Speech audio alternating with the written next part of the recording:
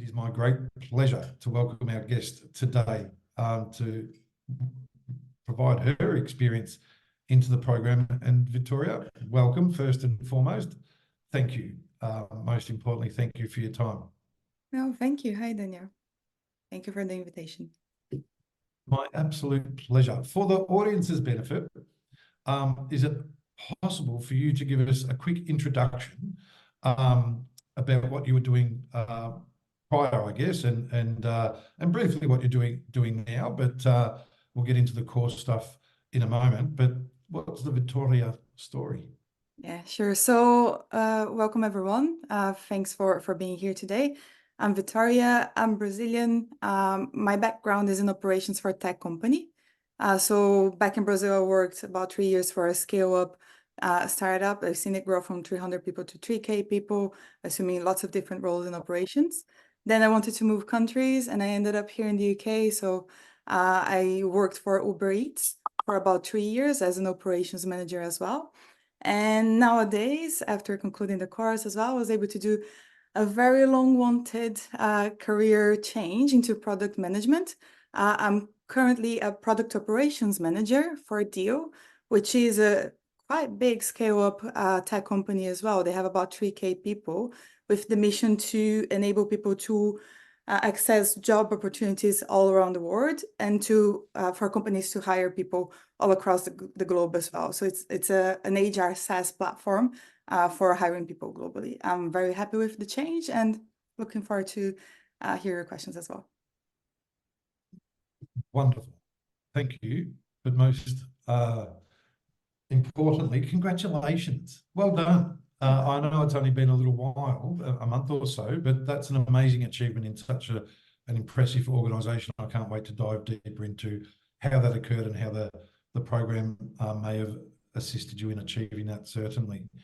So I dare say that's going to pique a lot of people's not only interest, but may form some questions. So pop them in the Q&A. I've got some questions for you that I'll run through as well. But you were obviously, as you said, in a tech environment, but looking to potentially make a career change. So you went on a journey, I guess, of discovery around what was out there and what was right for you. How did you come across this particular career, Accelerator?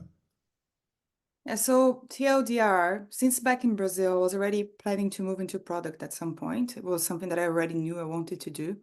And for more than 3 years, I was looking for programs that would fit, that I thought it would be good. And after moving into the UK and working at Uber Eats for a couple of years, I found like, now that's the time, I should start looking for a program that will help me do the transition, because it was quite hard to properly do the transition without practical experience, without getting to know people in the industry, without all of those stuff. And I felt like this would be the right path for me. And then I started to look online, and I came across the course, and I started to receive lots of Instagram ads about it as well. So it was always popping up on my mind. And I was like, you know what, let me check at this. Like, in my decision-making process I was looking for something that was very, very practical, so that I would need to really get hands-on and apply the knowledge that I was learning. I really wanted some career support. So there was plenty of courses that didn't offer that. And I was like, I really wanted to transition. So that was a fundamental piece for me. And I want something that was recognizable and people across the industry would know. And of course, King's College, in partnership with Farfrev, made this like big name that would pop out on the CV. And I started to look for people in LinkedIn that was doing the course. And I came across this woman that was very helpful and highly recommended it as well. So it all came through, and I was like, you know what, it's the right decision. I should apply. Good on you. And that's interesting. So you inquire and you're supported in your decision-making process with, I assume, your enrolment advisor. I can't recall who that was, actually. I think it was Danny, was it? I don't recall, if I'm honest. Hopefully you had a good experience, as everyone seems to do with their 100%, enrolment advisor. 100%. It's an important piece of the puzzle. We have a team of professional enrolment advisors that will guide you through your decision-making process more so than sell you what they think is right for you. And that's why we encourage everyone in attendance to book a time with their enrolment advisor as well. You mentioned the coaching as a part of your decision-making process. I guess in terms of the support, you're supported through the facilitator in the live sessions. We'll come to how the course is structured in a moment. But whilst we're on the topic of your new job, what impact do you feel the success manager, or especially the career coach, had on you in achieving your new role? Yeah, I think it was fundamental. Like I'll be honest, during the course, I prioritized my time into doing the tasks of the course. I tried to do the career coach in between the classes, in between the content. But every time that I got into the career coaching session, I was like, I knew what I needed to do because of the previous session, but I didn't have the time to actually do it. But at the moment that I stopped at the end of the course and I applied all the knowledges, all of the things that I learned from my career coach, things started to happen. Because actually the role that I'm at, I was found by the recruiters on LinkedIn. And I think that the help on revamping my LinkedIn, making it super clear that I was attending the career course, all those stuff were fundamental for them to find me out and pay attention to my profile. So that, yeah, it was brilliant. And for everyone's benefit, there's a process that you go through in the coaching. There's 6 one-on-one sessions of about 50 minutes each, where it's not just about resumes and profile, although that, as you've demonstrated, is certainly part of it. It's much deeper than that, isn't it? In the tools and techniques in which they give you that will help you, I assume, not only has helped you in this next role, but every role that you apply for from now on. 100%. I think that finding the right kind of company as well was a big thing for me. So having support and understand that I shouldn't be applying for every single role that I see, right? But to find the right opportunities for it. And I was looking at a very narrow window because I was looking for scale-up stage companies, opportunities to work remotely, and to transition into a product management role, which like it's quite a narrow window. That is narrow, but when you're focused on it, it becomes a lot more attainable, and then you've got the support as well. So you started presentation 1 last year, January, basically last year. After you commenced, you started with obviously the first course in product management and strategy. How practical is it? I mean, we've said there's no exams and things like that, but for the benefit of those in attendance, what does it look like, those 6 weeks of course number 1? Yeah, no, it's super practical. Like through that period, you go through all of the steps of understanding the strategy for the product. So setting a mission, understanding what is the objectives that you want to achieve with that product, understanding how to set targets accordingly, all of those things, which in all honesty, especially in my role today, it's super, super fundamental and super, super important. It's probably from the 3 modules that I've seen, is probably the one that I'm using the most at the moment as well. So yeah, it was very important. And then instead of exams, you're still assessed, you still are graded. How are you graded instead of the traditional examination? So for each of the 3 modules, we have an assignment that we need to complete.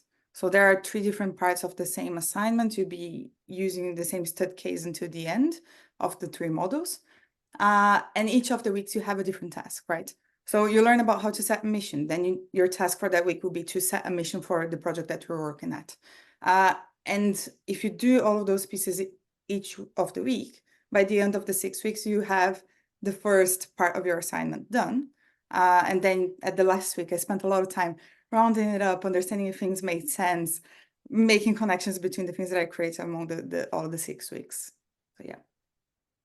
So you still cram a little bit, but it's for a productive outcome, not a process of examination where you never look at it again. Fair enough. No, not at all. Not at all. And it was actually quite fun. I enjoyed it a lot as well. It was not like studying for a test at university or something like that. It was pretty much like, this is something interesting that I want to be doing. So yeah. Wonderful. There's a peer review element to the assessments. Yes. So you get assigned to a couple of other peers that will check your assignment. I think it happened twice for each module. It varies a bit, but it's something like that. And then you receive anonymous feedback from those peers on what you should be improving. And at the end of the 6 weeks, once you submit the final assignment as well, you get a feedback from one of the instructors, which are someone that worked as a product manager within the industry. That's a good point.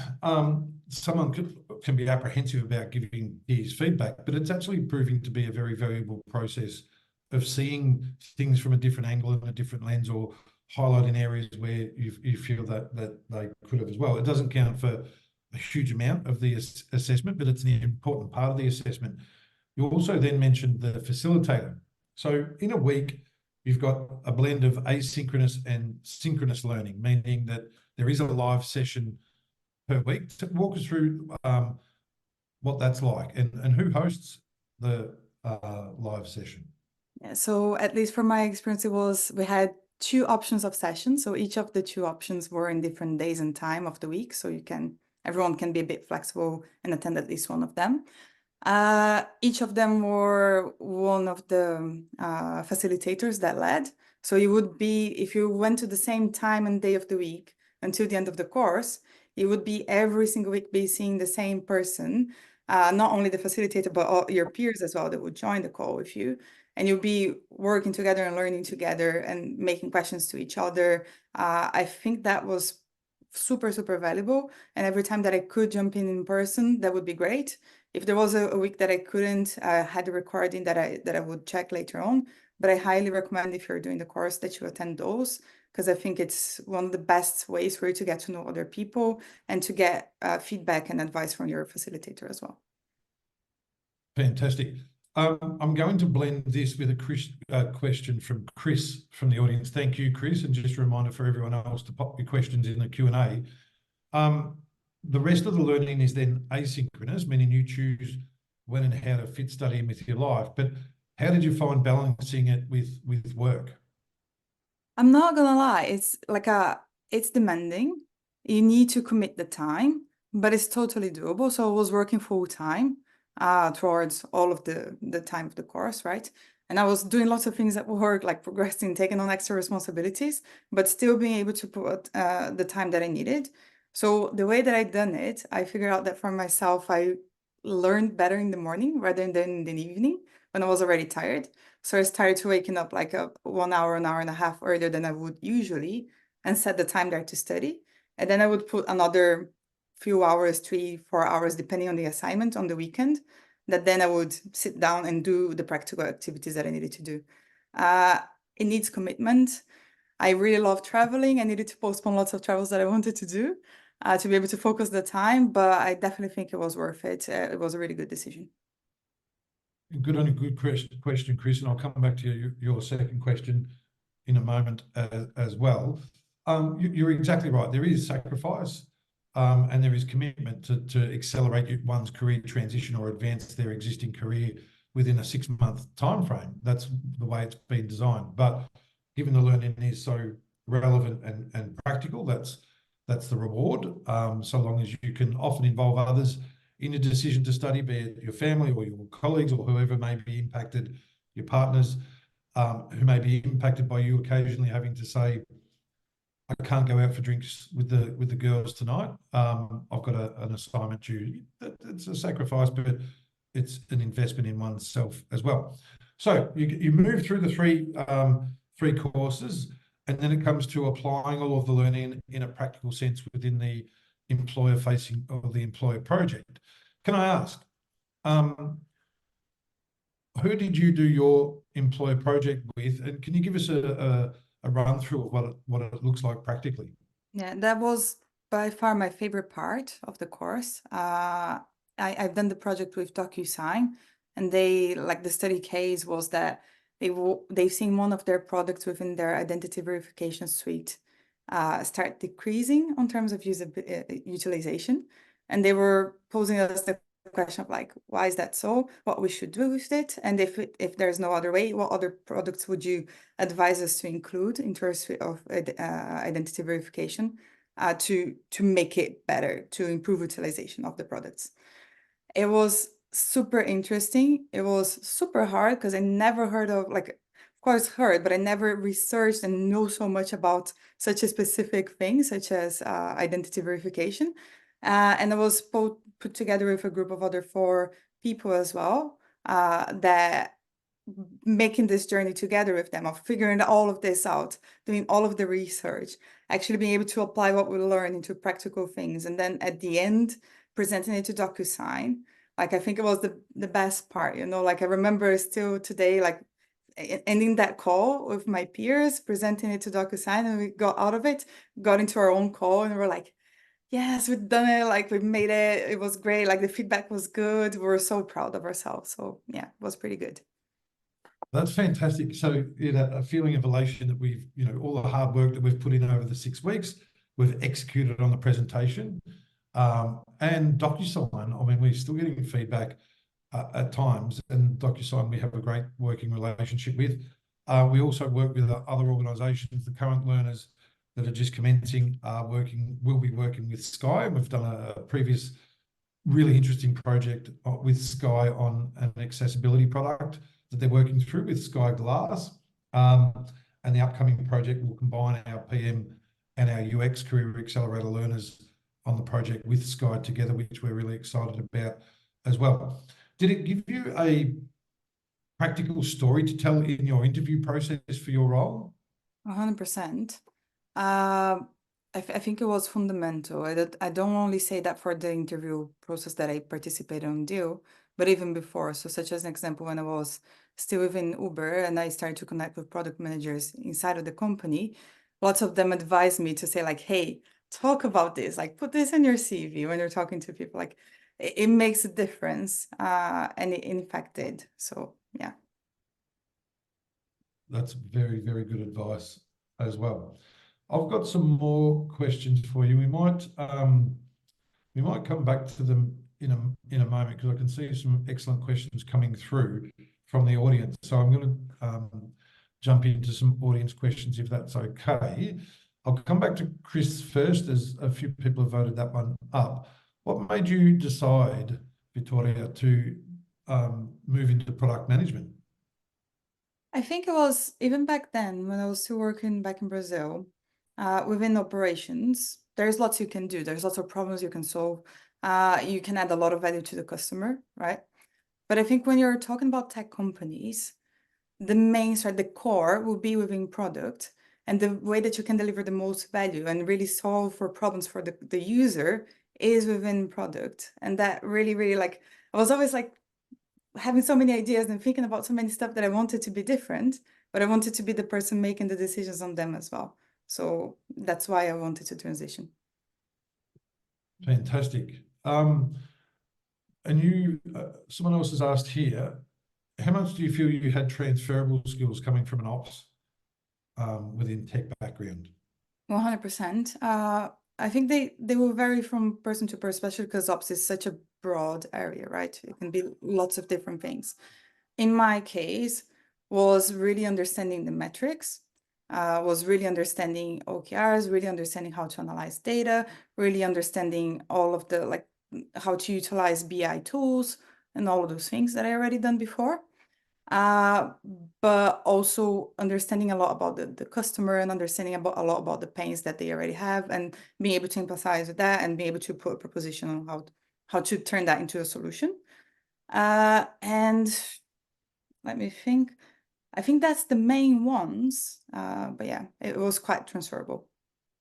It's a great question, and it's something that the coaches really help you identify regardless of your background. And we've got such a myriad, well, not a myriad, such a variety of learners that come from all different backgrounds, but do find transferable skills. I remember the story, a very successful outcome of a teacher who really, whilst she was making a transition not only from teaching into product and classroom into tech for her future, she was able to realize that she was actually managing products within a classroom and even UX to a degree for her learners and students. What sorts of backgrounds did some of the other learners that you studied with have? Oh, the most different kinds of backgrounds. I've had, like for an example, I had project managers, I've had people working with me that were in architecture before as well, Yes. completely unrelated. I've had another person that was working as executive assistant as well, and wanted to transition into product. There was all kinds of different backgrounds, very diverse, and all of them had different things that they could add into the projects that we're doing. Excellent. Now, what does your day-to-day look like? Someone's asked, they're also interested in working in the SaaS space. So within product operations, the three main focuses to gather the data that we need for decision making within product, right? To understand insights from the customers and be close to the customer, doing interviews, participating on the discovery bit, and then establishing good processes within products to be sure that we're not like letting things fall, right? We're doing all of this stuff. So I work a lot together with the PM within my team to be sure that all of those things are done correctly. I participate on the planning, like the most recent task I done last week was participating on the planning for Q2. So already starting the discovery process, collecting all user feedback, understanding all of the things that needed improvements that we could be prioritizing for Q2, and then making my own suggestions, my own list of priorities of what we should be putting forward. So it varies a lot on the moment that on where we are, but it's going through all of those different things that will support the product team to actually make the right calls. Excellent answer to that, and insight into. You sound busy. But it's fun. A lot going on. Getting through some more questions, and I've certainly got some more for you as well. But someone's asked, did your employer at the time know that you were doing the course, and did you get any support from them? I didn't got any support from them. I didn't at the beginning as well, because it was part of something that I wanted to do, and I was a bit like, you know, when you're a bit like, I don't know if I'm going to be able to do the transition. Like it's something that I wanted to do for such a long time, and I wasn't sure if I was going to be able to make it because I tried before and it didn't make it. So I kept it more of to myself, even within friends and all of the stuff for a little while. But at the moment that I started to talk with people about it, and then I started to reach out to other PMs within the company as well and talk about it, I realized that I should have spoken about it way before, because I received so much support and I received so much feedback about the stuff that I was doing as well, which is fantastic. Brilliant. Someone's asked, how many times a year do we run the course? We have 4 presentations per year: January, April, July and September or October are the intake dates. They're always limited though. We don't open this up for 200 or 300 people at a time because of the personalised support that you do receive both from a success manager but also from a career coach.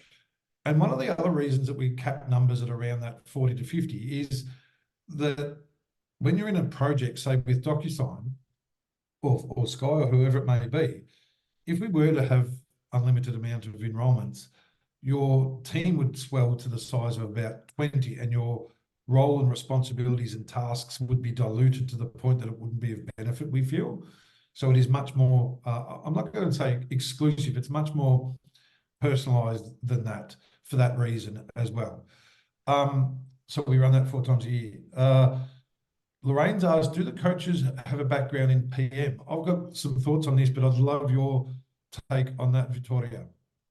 So the 2 facilitators, yes, they were PMs, and they had a lot of insights and a lot of things that they contributed to. The coaches, no, they are, at least in my experience, my coach was completely HR.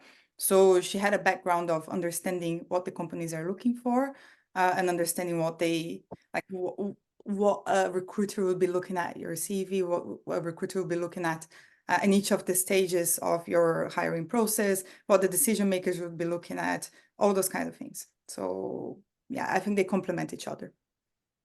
Exactly, and they're specialist coaches. So the value in that is that is their specialisation. They've recruited in all sorts of sectors or coached for outcomes in all sorts of sectors, especially with PM now, and obviously with UX with our other King's Career Accelerator. But you're getting a specialist coach that's just there to assist you in accelerating your career and achieving your intended outcomes. Lorraine, I've kind of answered this question, but thank you for your engagement and keep it coming. Lorraine's asked, do you need a background in tech to succeed on the course and future PM roles? On the course, definitely not. And they give you a lot of, how can I say that? Like a lot of context about what technical things mean when you need to know them. So whenever you're on a module learning about something more specific, you would have the context, you would have like what this means or a link for you to learn more about it and so on. As of right now, I need to say that for my role, no. But I do participate on sprints with devs, and I do sometimes I am a bit like, what exactly are they talking about? I think it's something you can learn. And if you ask the right questions to the right people, you eventually learn. You don't need a background in tech, but yeah, it helps to be curious. Good on you, and good on you, Lorraine. That's an excellent question, and one that is often met with a degree of hesitancy. The best thing that you can do, Lorraine, is talk to you, book a time with your enrollment advisor as well, and that career coaching session that is on offer after attending today, because you get so much value out of that. And even if it's myself, I'd love to give you more examples of those that have made the transition from non-tech backgrounds into a role in PM. And there's certainly other webinars that I've hosted with learners that are on our YouTube channel that highlight them as well. Jacqueline is next. Was your final product used by Docusign? So that's a good question. I don't think that the final product was used, and it's like I don't think that's the intention. But I still keep in touch with people from my group that I done the project together with.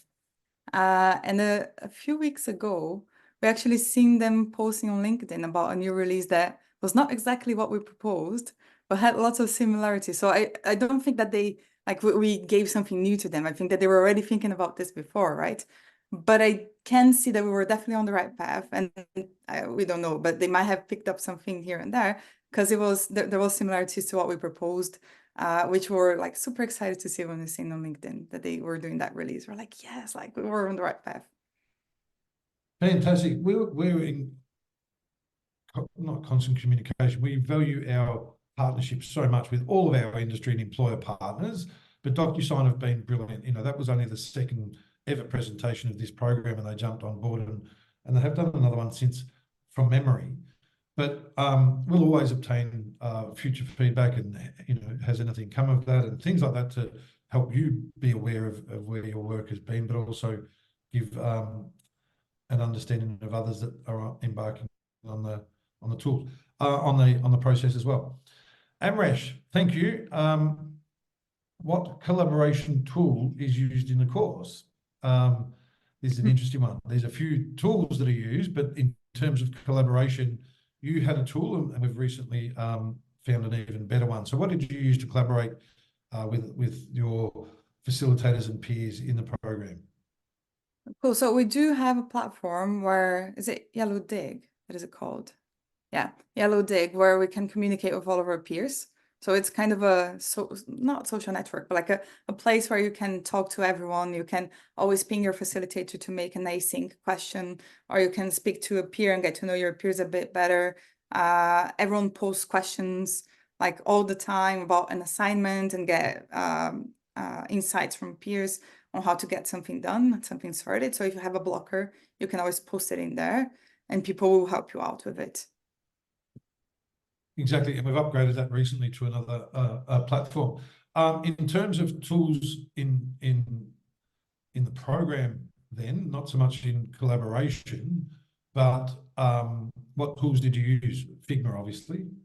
Yes, I've used a lot Canvas as well for more like simple stuff or doing more initial designs of things. I've utilized, I'm trying to remember now the names of it. I use Notion a lot, but that was more for my organization than anything else, like to keep all of the information, all of the assignments on the same place. We utilized another tool for prototyping as well. That was quite cool. Need to get the name of that one, but it was really, really like easy and simple to use. You don't need any technical knowledge like you would what we need for Figma as an example, and you can get something out of the paper really quick. So yeah. Wonderful. We're ripping through some more questions. Keep them coming. We're loving this. Amresh, I'll go back to back here. Did you get to run or participate in a design thinking session? I mean, yes. If you think about it, like what you do when you're on the second module, which is completely focused on discover and design, you're basically doing that by yourself, right? But you also do that within the group assignment where you're together with your peers and you need to all together utilizing some of the methodologies and frameworks that the course gives you to ideate and to come up with solutions and ideas, and then to prioritize those solutions to define what you're going to be working at, right? So yeah, 100%. Absolutely. Did your group members find jobs in product management? Well, I guess the question from Jacqueline is, do you know of other job outcomes? There's many, I guess, and sometimes learners want us to publicise them and sometimes they don't, for their own reasons, obviously. But if you know of any outcomes from your teammates especially, did others find roles similar to yourself? Yeah, I definitely know of a couple, and I've heard from people from other cohorts as well. So I don't know from the ones after myself, but from the first cohort that was also able that when I was talking to people more, they were more advanced than us on the search, right? So I know from them as well. But I also heard of people that after doing the course, they understood like, actually, you know what?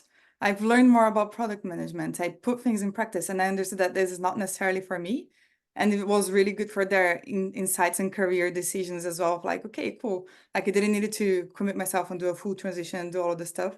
Learned a lot, acquired lots of transferable skills, and yeah, decided not necessarily to go within a PM career as well. And they've obtained a whole heap of new transferable skills in what they choose to do.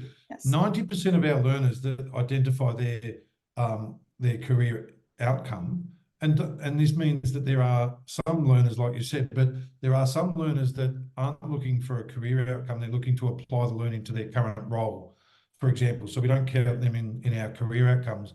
But 90% of learners that actually undertake the career coaching process and the work involved through the career coaching process have obtained their intended career outcome within 6 months of completing. And there's a really high percentage of people that actually find roles during the program with the networking available and also the coaching. Yeah. So we're really proud of that as well. And at Fourth Rev and Kings, we actually celebrate those all the time. That's our North Star metric, is career outcomes. So every day when the coaches pop up a career outcome in our internal channels, or we see one on our socials as well, that's what it's all about for us. A couple more, because I've got some questions regarding the postgraduate certificate that people are asking about as well.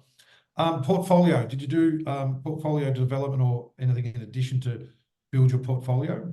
Well, 100%. I don't think I went to the whole extent of the suggestions that are given within the course, which are fantastic, to be honest, just because I got like the job proposition even before I got to actually get hands-on into doing all of that. But I have utilized all of the all of the project that I've done, and I shared it on LinkedIn, and I utilized that like to talk to people about what I was doing. So definitely it gave me a portfolio of 2 very solid projects that I worked with that I could talk to people about. Excellent. Chris has asked, what size are the peer groups for the final assignment? How many team members were in your project team for Docusign? If I'm not mistaken, we're 5 in total, which I think it's a really good size, in all honesty. I think if I had more people, it would be too much, because it gets messy to get everyone at the same time on the Zoom call. But if it was less people, I think it would have it was really good to have all of their inputs and diverse backgrounds and be able to divide tasks into each one's preferred subjects, let's say, and then be able to come together. And I think the outcome that we've had were way better than our individual projects on ourselves as well. Exactly. Chris has also asked, did anyone take the course while out of work? Yeah, we've had amazing outcomes from people that have taken somewhat of a career break to commit to study. Aoife, who I have hosted 2 webinars with now, who has an amazing product role. You didn't study with Aoife. I think she was in the first one. She actually took a career break to study and obtained an amazing PM role.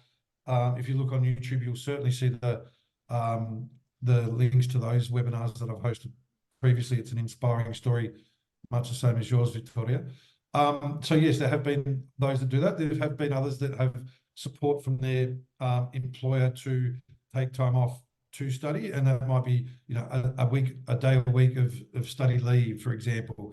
Other employers support financially, and if you can get one that can do both, even better, which I know has happened. And we do have actually some templates for building a business case that may enable the support of your employer by demonstrating the benefits. Just some dot points that help you build that business case.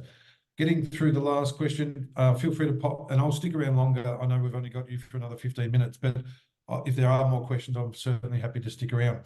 Now, this is a tricky question because you don't have to answer it, but I'll ask it anyway, and I'm certainly going to ask the second part. Did you happen to experience an uplift in salary after completing the program? Don't answer that if you don't want to. I'm not going to fully answer, but I'm going to say that I was very worried that when doing a career transition, I would need to take a few steps back, right? I was already like at a level within operations that I was like, I don't want to have to do any steps back. And that was something that concerned me a lot. And I think that the course itself and the experience that I got gave me a lot of confidence that it was possible to do a lateral transition, and that ended up being possible. So I'm happy with the outcome. Good on you. Great answer too. Very diplomatic, and sorry for posing that to you. I'm not sorry. I'm actually pleased that someone wants to know that. How common is an uplift in salary amongst completers, and do we have metrics? Yes, we do. 23%. I think it's 23.5 from memory, but that's of those that have responded. It's not every career outcome that hasn't come back to us with the. So we always want to learn more about our alumni. We'll host events often and masterclasses, or reach out and understand what the career outcomes are, and they can divulge or they choose not to. But we also now can offer them a greater way of engaging through the program, having a postgraduate certificate component in addition to the Career Accelerator. So we're most pleased and proud of not only in our collaboration with King's to make this happen, and how brilliant King's have been in making this happen, but it's the only level 7 postgraduate product management specific program available. So for those of you that aren't aware, a postgraduate certificate is a level 7 qualification that takes into account your not time served, that sounds wrong, doesn't it? It sounds like a bit of a sentence. Your experience gained and your academic achievement in the Career Accelerator, and then provides an opportunity to do an additional about 4 months, it should be, a project and dissertation to achieve a qualification, which is a postgraduate certificate in product management. Now, Victoria, I've got some more information on it for the audience, but I know that it is something that you see potential value in for yourself in the upcoming intake for June. 100%. I was already considering to apply for the first cohort of it anyways. I just didn't because I got the job opportunity to transition. I was like, you know what, let me take one step at a time. But I definitely, if not on the next cohort, I'll definitely do on the one following. So I think it's a lot of value. And I think it gives you like, because the whole idea is that you develop your own thing then within the postgraduate, right? You develop your own project. And I think it gives me the avenue to be able to do something on my own with all of the support and all of the help and all of the insights around. You're exactly right. So for everyone's benefit, it is the discipline is somewhat different than the Career Accelerator in that, as you said, you are working on your project. So that ideally can either be applied to your workplace. So if you're looking to change careers, exactly as you've done, find a new role, enroll in the postgraduate certificate thereafter, and you do your project in your workplace. So there's a productive outcome and a great chance to explain that in an interview that would be of benefit to a prospective employer. You then do a dissertation, an academic dissertation underpinning that project, and finally a presentation to the your final submission being a presentation to bring it together and demonstrate the how and the why, especially academically, but also practically. So 3 components: the project, the dissertation, and the presentation. There will be 2 or 3 supervised sessions with the King's academic supervisor and regular check-ins with an industry mentor, for example. And then there's a graduation ceremony at King's in which you'll receive your postgraduate certificate. That then can be used for credit towards further studies at master's level. So it's the equivalent of 1/3 of a master's, and we certainly will be bringing in new products to stack on top should one wish to do so in the future, to hopefully enable master's level qualifications. It is a lot more self-disciplined in the hours that you spend on it. You can do, little for a week or 2, and you'll get a prompt that something's due, or that your timeframes are coming up and your due dates. But there is that self-discipline component, whereas there's not so much the success manager driving you and the peers to drive you towards your outcome, but the benefit certainly is the productive outcome, applying the project at your workplace. If you don't have a workplace, fine.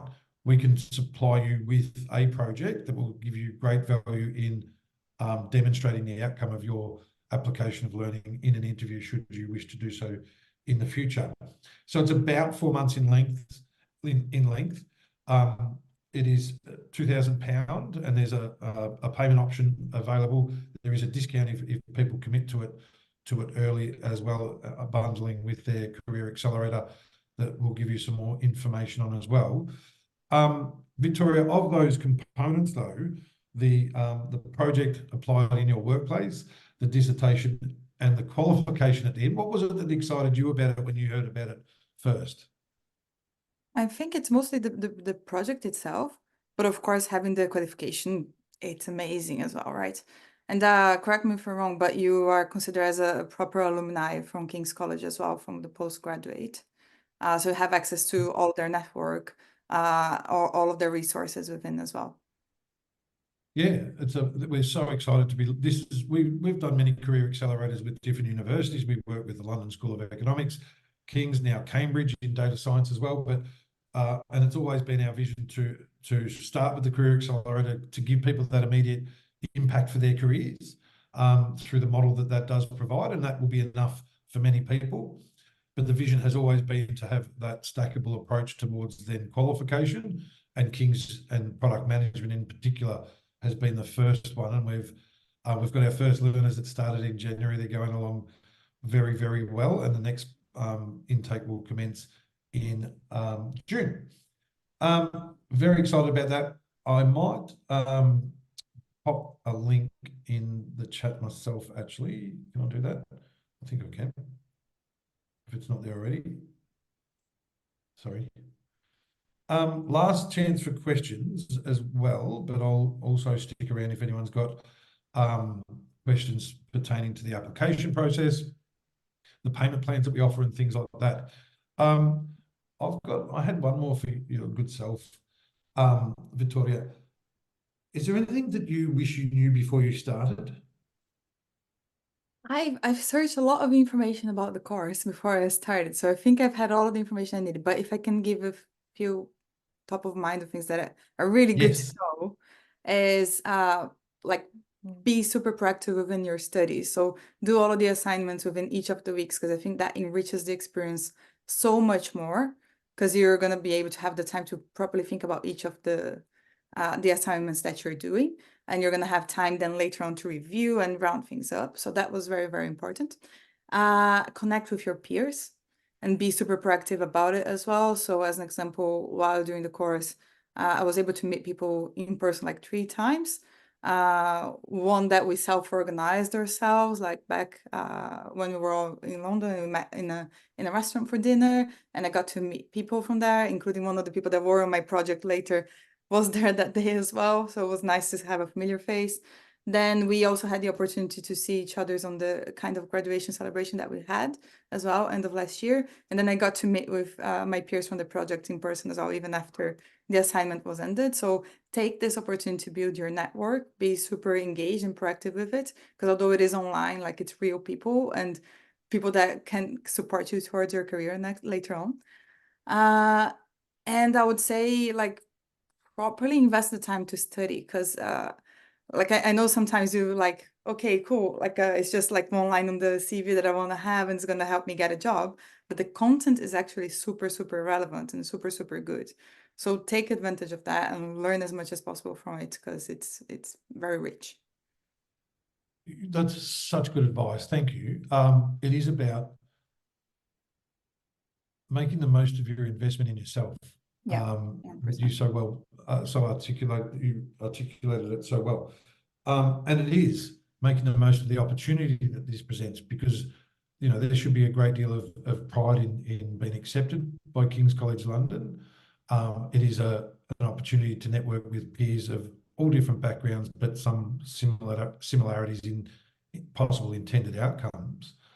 And getting your return on investment.